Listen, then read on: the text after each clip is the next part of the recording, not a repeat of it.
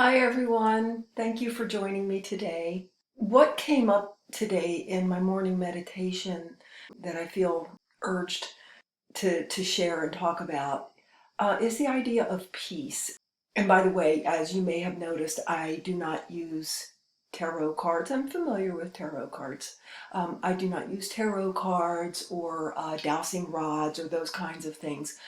I receive information and ideas and understandings directly. We all, doesn't matter how you've received the information, just that you receive it, as Richard Bartlett of Matrix Energetics once put it. This morning's talk is just about peace. And what is that really? We hear that word a lot.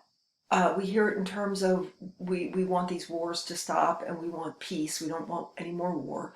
And that the new version of Earth is in peace. The fifth dimension is in peace. And so, what does that really mean? Kind of did a deep dive in this morning. So, as Paul Salig's guides have said, and I think Seth kind of said the same thing, peace is not just there are no wars right now. That is not a state of peace. That's just a temporary state of there are no wars going on right now. Actual peace, I now understand in a deeper way, is absence of conflict. When you think about it, wherever there is lack of peace, be it wars between countries, lack of peace in the household between family members, lack of peace between ourselves and our world as we perceive it, struggles, always has underneath it, when you think about it, if you think about it, lack.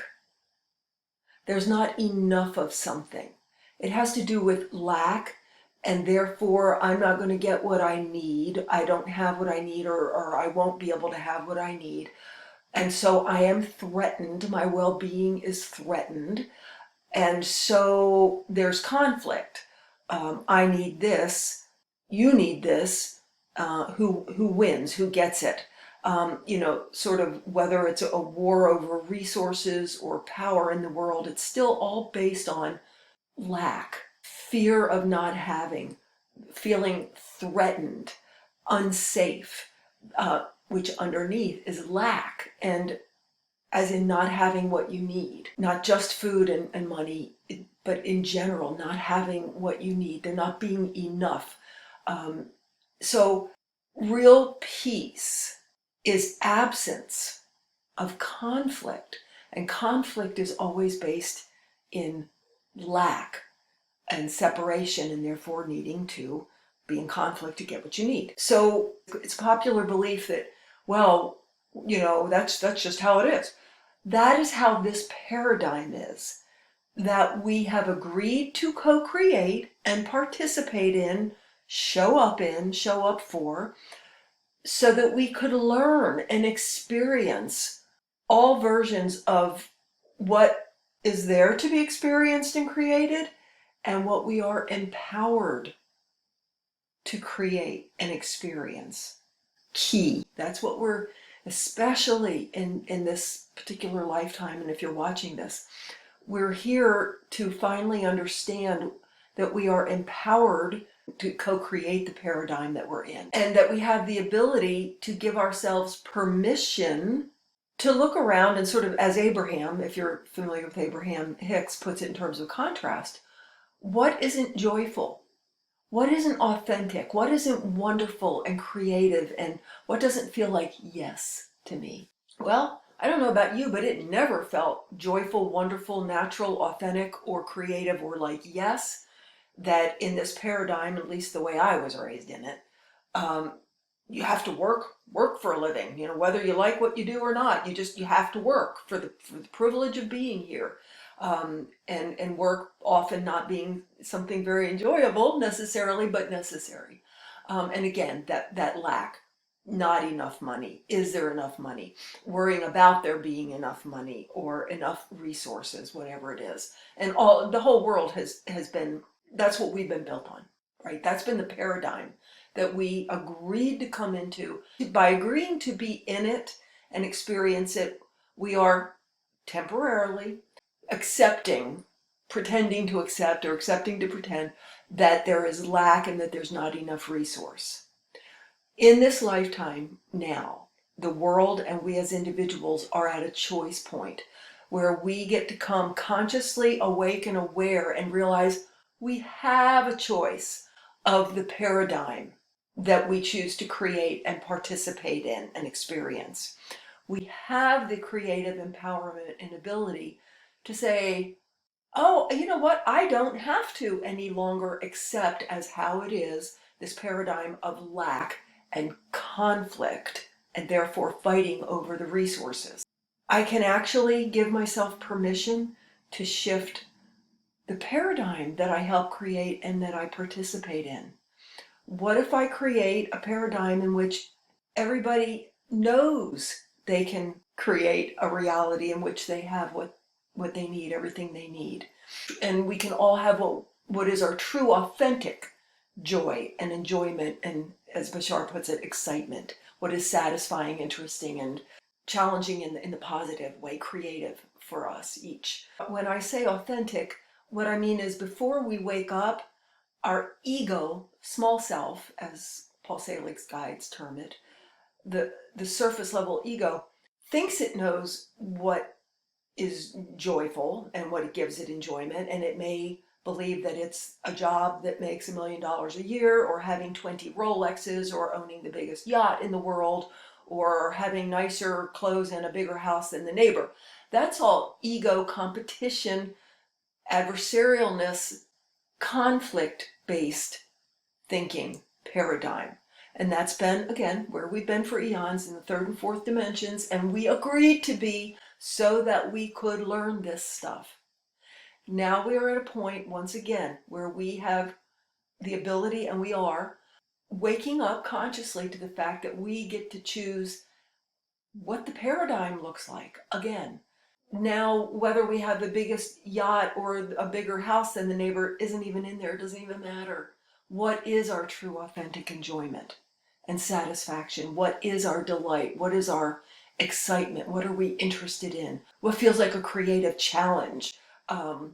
So that's what I've been urged to sort of bring to your attention, that it's time to boil this down. It's time to give ourselves conscious permission to literally make a change to the paradigm that we agree to inhabit. And I realize there's the ego part of the self that says, well, this is how it is. You can't do that. Okay, I understand that my ego self believes that and is rather attached to it. It's familiar and it's safe. We can do what I call a manual override. We can say, yes, but I know now, as a conscious, increasingly conscious co-creator of my reality, that I have a say in the paradigm I participate in. Like Alice has a say in what version of Wonderland she inhabits, so to speak. And knowing that, we can actually ask our higher self, our angels, higher dimensional beings.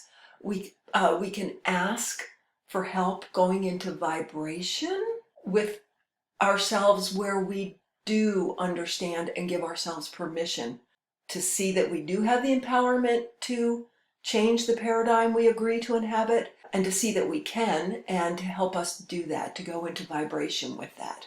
I call it a manual override. The small ego self may be still kicking and screaming a little bit, but you, the larger, more awake you, the greater you, true self you, knows that the decision can be made that, yeah, we're ready to let this idea of how things are change, and I accept help changing my idea of how things are and how things have to be.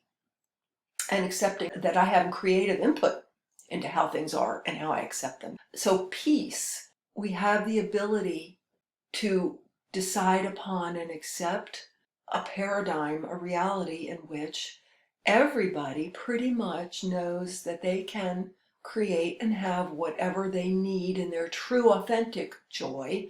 Again, not that fear-based ego, I need a bigger house than my neighbor to feel safe and important.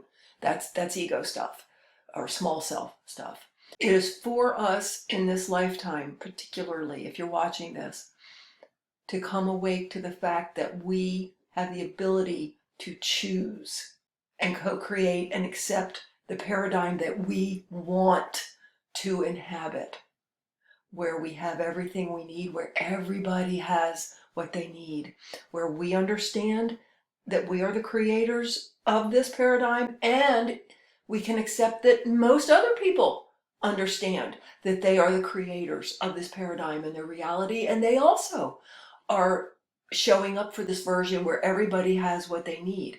And therefore the need for conflict and adversarialness goes away. And again, I'm seeing, what about limited resources? What did we just say? We get to choose the paradigm that we actually agree to inhabit. In that paradigm, we get to create it to where there's not a limitation of resources. And there doesn't have to be, I have to be right and you have to be wrong. I have to have power over you. Why? For what? That's like being at a big smorgasbord and there's a big bin of lima beans and there's a big bin of buttered broccoli, and you like the broccoli, and someone next to you loves the lima beans. Okay, you're not in conflict with that person, right? You don't have to convince them that lima beans are bad and only broccoli is good. Why? Everybody can do and have what is authentic and wonderful to them. And then that lack paradigm mentality that we've been in says, yeah, but what if we both want lima beans? And then there won't be enough. There won't be enough for everybody who loves lima beans to have. That's the whole point. We get to build into the paradigm that it's a perpetually self-filling bin of lima beans. I guess the picture of Jesus with the loaves and fishes comes up. We get to choose a paradigm in which there isn't any lack, where everybody can have what they need and there's not a lack or a limitation on resources. And there's cooperation. Let's all agree that there's going to be an endless bin of lima beans for the lima bean lovers. Let's all cooperate and agree that there's going to be an endless bin of broccoli with butter. Do you see what I mean? We get to choose and create. We just haven't known how huge and powerful and all-encompassing this ability to create. We're thinking in terms of, can I manifest a check for $1,000? Can I manifest a pink Cadillac? How about in our larger self, can I manifest a world that's built now in a paradigm of abundance and everybody having their true authentic needs met and their joys met versus the lack and adversarial conflict based? So that's what I'll leave you with today. And I'm hearing permission. Again, how to have this change within yourself, because I guarantee you, many of us together, many of you watching today, there will be this conflict that'll come up. And what about, okay, give yourself permission to change your idea of what's possible for the paradigm that you are co-creating. Give yourself permission to be a literal empowered co-creator of the paradigm that we all agree to inhabit.